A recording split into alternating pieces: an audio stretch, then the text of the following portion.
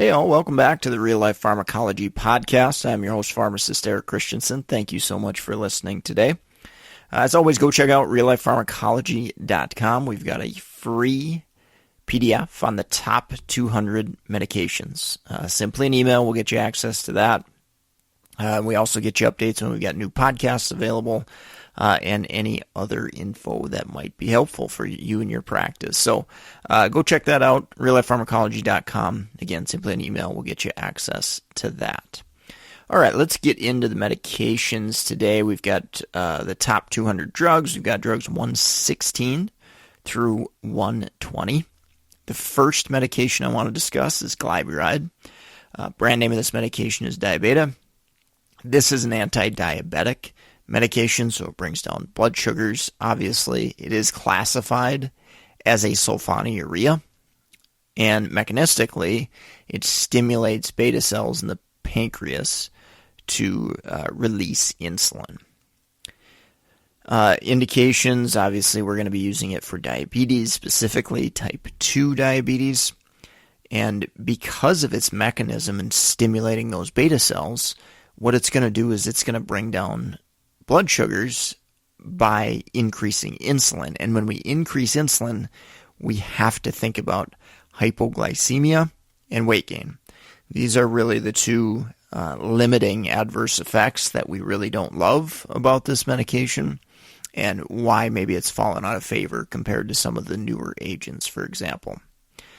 Some considerations, there is a couple different dosage forms, like a micronized dosage form. Keep in mind, if you're dispensing these are not bioequivalent. They can't be readily substituted. This medication is on the Beers list, and that's due to hypoglycemia risk in geriatric patients, which can certainly be challenging. So really pay attention if you've got a patient that skips meals or sporadic eating. Using a sulfonylurea like Glyburide can be really challenging, because if you take the medication and the patient doesn't eat, now we're setting them up for hypoglycemia. So big challenge, certainly, with this class of drugs because they stimulate the release of insulin. Keep in mind, patients with sulfa allergies, there may be some cross-reactivity here. So, again, dig into that history, see what kind of allergies they've had. If it's stomach upset with Bactrim, which has a sulfa-type medication in it, we're probably not going to be too worried about giving a medication like Glyburide, compared to if they've had a severe life-threatening allergic reaction to another medication with a sulfa component in it. Then we may want to put the pause button on this medication and see what other options are out there and potentially avoid this medication. All right, some drug interactions I wanted to mention. The first thing to note is increased risk for hypoglycemia when you give it with other diabetes medications. So this is going to be typically most prominent when you start a new medication. So let's say they're taking Glyburide chronically, and now we want to have blood sugars aren't low enough, and now we want to add another medication. Maybe it's an SGLT2 inhibitor or a DPP4 inhibitor like sitagliptin or something.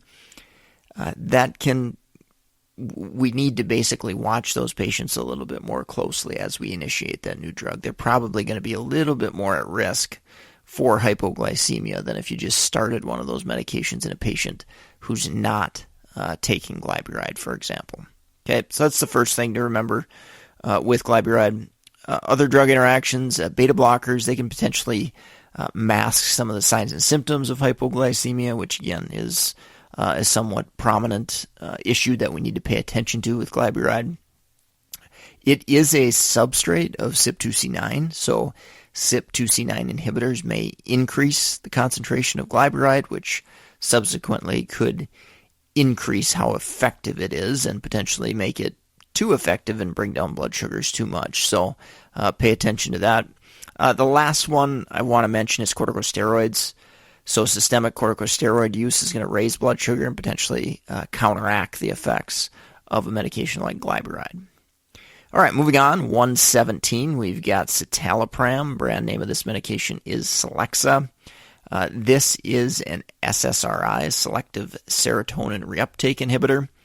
And mechanistically, it increases serotonin in the central nervous system by inhibiting serotonin reuptake in the synapse.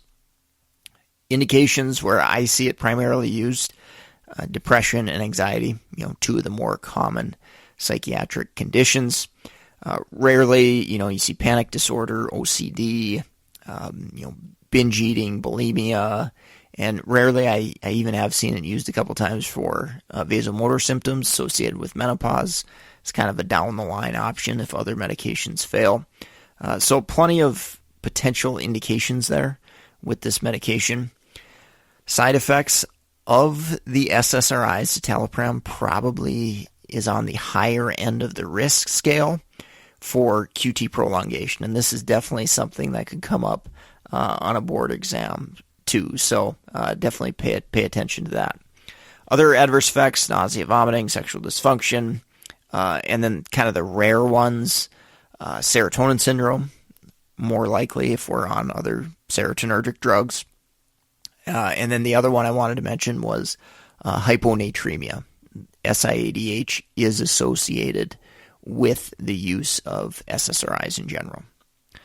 Some considerations. So dosing I wanted to mention. I've seen this come up on board exams. So typically your max recommended dose will be 20 milligrams if patients are older, above the age of 60, for example. So the reason being, patients that are older may be at higher QTc prolongation risk, and they tend to be on more medications, so maybe there's more risk for drug interactions. So there's a few reasons why that is, but that QTc prolongation risk may be a little bit more likely in that patient population.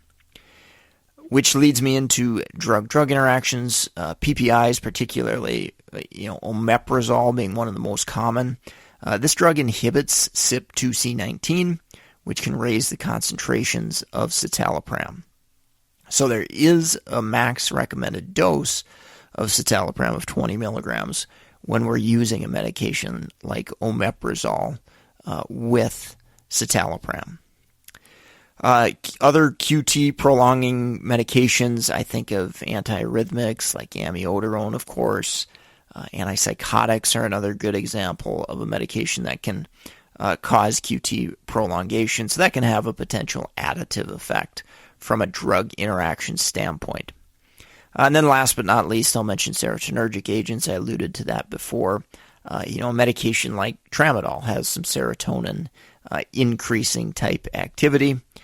Using that on top of citalopram could increase that risk for that issue. Medication 118, we've got Olmesartan, brand name is Benicar, and this is an ARB, that is an angiotensin receptor blocker. Recall that ACEs and ARBs are very similar in their mechanism, or they work on a similar pathway anyway. Mechanistically, it prevents the binding of angiotensin II to its receptor to ultimately reduce angiotensin II's effects. And angiotensin II causes vasoconstriction. That's the primary thing that's going to help lower blood pressure, which is the primary indication for a medication like Olmesartan. So knowing that we use this medication for hypertension, if we go too far or if we have too high of a dose, we can cause hypotension. Hopefully that should make sense to you. Other adverse effects, hyperkalemia, so the elevation in potassium levels, and then angioedema is a rare adverse effect, but classically associated with ARBs and with ACE inhibitors. Some other things to pay attention to, absolutely avoid ACEs and or ARBs in pregnancy. So Olmesartan would fall in that ARB category, certainly. We do have combination products with Olmesartan, so that can be advantageous. If you've got a patient that needs to take multiple blood pressure medications to lower their blood pressure adequately, we can get combination pills to kind of help reduce that pill burden. So amlodipine, hydrochlorothiazide, for example, are a couple medications that it comes combined with. Drug interactions, I think of any medication that can raise potassium levels.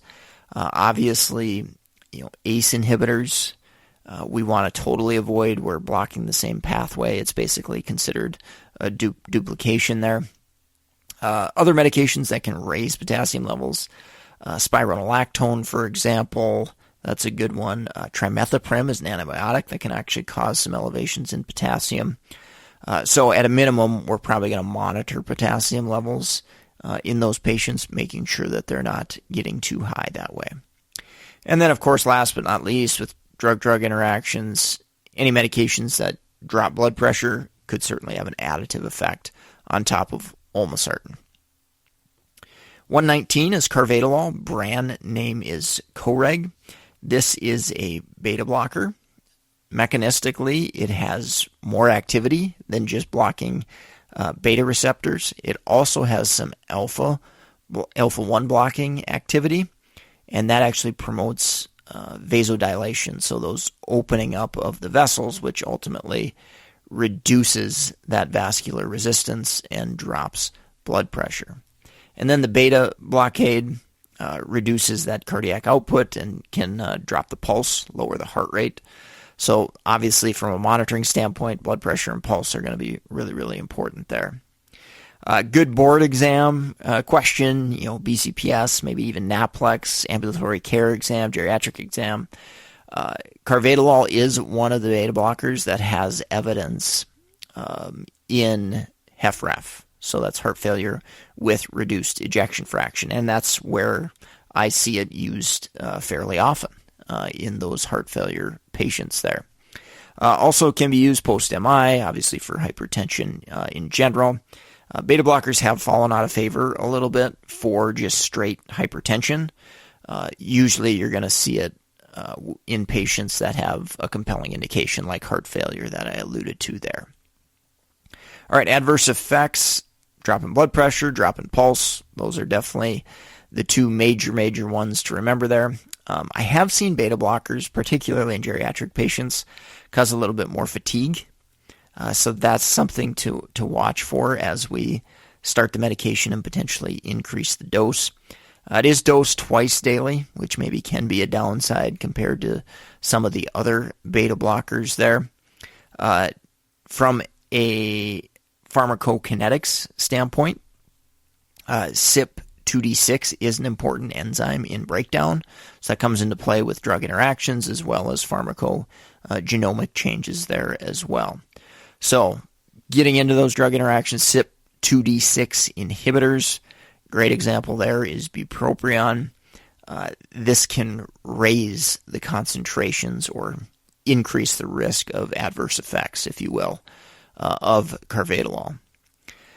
Other medications that I think about, non-dihydropyridine calcium channel blockers, so those can drop pulse and blood pressure. So those type of medications can drop that pulse too far potentially. Also, kind of one that flies under the radar a little bit are acetylcholinesterase inhibitors like donepezil. That medication can drop pulse as well. Usually it's not as prominent as a beta blocker, for example, but you get two medications together that can have some additive effects. That can potentially be an issue there. All right, and last but not least, let's take a quick break from our sponsor and we'll wrap up with number 120. If you're in the market for any pharmacist board certification study materials like BCPS, ambulatory care, geriatrics, BCMTMS, or NAPLEX, go check out meded101.com/store. We've got tons of resources there to help you pass your exam. Lots of testimonials, lots of years of experience in preparing candidates for these exams. So again, go support the sponsor, keep this podcast free and available for all to benefit from. You can do that, meded101.com/store. All right, number 120 is Tiotropium. Brand name is Spiriva. This is considered a long-acting antimuscarinic agent. Also, similar, analogous classification. It's considered an anticholinergic medication. So this is an inhaled medication that's primarily going to be used for COPD. Occasionally, you will see it used for, more kind of moderate to severe cases of asthma as well.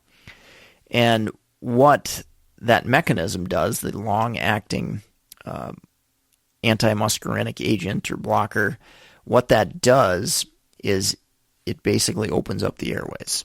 Okay? So it doesn't reduce the inflammatory component that's more associated with asthma. It's basically more of an opening up the airways. So that's why it's generally preferred in COPD, or at least in the treatment algorithm. Long-acting antimuscarinic agents, or LAMA therapy is the shorthand term there. These agents are preferred in COPD with that opening up of the airway, compared to asthma, which we generally lean on the inhaled corticosteroids first if we're using maintenance therapy, because there's a much greater inflammatory component within asthma. Adverse effect profile, I would say by far the most common adverse effect I've heard patients complain about is dry mouth. And that makes sense with the anticholinergic profile, right? You can't spit, see, pee, or poop. So you can't spit, that's dry mouth. It can cause some visual issues. It can cause some constipation. It can cause some urinary retention as well. Now, this being an inhaled anticholinergic medication, you really don't see as much the systemic adverse effects compared to taking, diphenhydramine over the counter for sleep, which is an oral systemic anticholinergic medication. So that's important to, I think, differentiate and recognize that while this is an anticholinergic, the systemic effects may not be as prominent, and that's due to the fact that we don't have as much systemic absorption of the anticholinergic medication here. Some considerations you might want to think about. There are two somewhat common dosage forms. There is an aerosolized solution or spray, and there is a capsule inhaler. So basically you take the capsule out of the package and put it into what's called the HandiHaler, and it basically gets punctured and it releases, you inhale a dry powder, and you breathe that in. So I have seen patients swallow those capsules or try to swallow those capsules and or ask that question of, do I just take this pill? Okay. So really, really important patient education piece here. If you've got patients using Spiriva, using that HandiHaler, and any inhaler in general, I guess, make sure they know how to use it, because they can definitely run into some issues there for sure. And then wrapping this up, drug-drug interactions, I don't worry too much about it. Probably the biggest thing is anticholinergic kind of additive effects.